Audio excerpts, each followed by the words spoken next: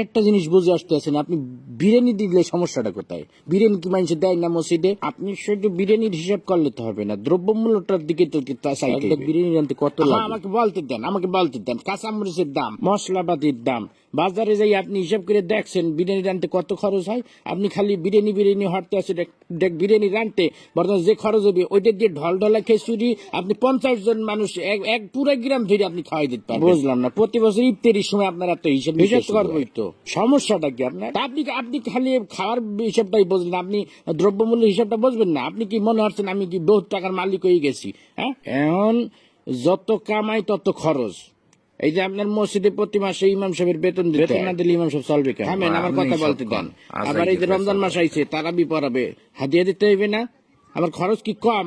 ফেতরা দিতে হইবে, জাকাত দিতে হইবে। শোনেন একটা কথা, রিজিকের মালিক আল্লাহ। আল্লাহ আপনার ধন সম্পত্তি দিছে, ধন সম্পত্তি দিয়ে আপনার পরীক্ষা লেতে আছে।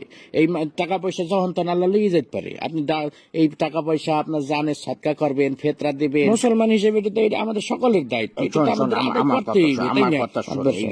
সবাই বয়ান করে বোঝানো যায় না, বুঝছো? যে গেটি বেহার তুই কোরআন বুঝাইতে খাইলেও বুঝবে না। একটা কথা সবসময় মনে রাখবি, যে মানুষটা জায়গা রয়েছে তাকে কিন্তু ঘুমেতে উঠানো যায় না। এই যে আমি বিরিয়ানি দিতে পারবো না, আমি ডলডলা খিচুড়ি দেব, বিরিয়ানি দিলে আমার সমস্যা, এই যে এত সময় ধরে বুঝাইতে আসো, একটা কথা কি ওর কানে গেছে? ও শুরুতেই বসতে আছে যে আমি ডলডলা খিচুড়ি দেবো, আমি বিরিয়ানি দেবো। আমি কতক্ষণ ধরে বুঝাবো? আমি এদিক টাকা শোন, আমি গত বছর আমি পুরা গ্রাম বইটা আমি বিরিয়ানি খাওয়াইছি না, পুরা গ্রাম কোনো ঝামেলা হয়েছে। আমি শুধু আমাদের মসজিদ না, আমি ভাগ করে দিছি। আমি পশ্চিম পাড়া মসজিদে দিছি, উত্তর পাড়া, দক্ষিণ পাড়া সব মসজিদে আমি ডেক করে বিরিয়ানি পাঠাই দিচ্ছি। কোনো সমস্যা হয় নাই, শর্টও পরে নাই, সবাই তৃপ্তি সহকারে খাইছে। আমার মনে হয় আমার মতো সভাপতি এই মসজিদে ইতিপূর্বে আর আইসি কিনা আমার জানা নাই।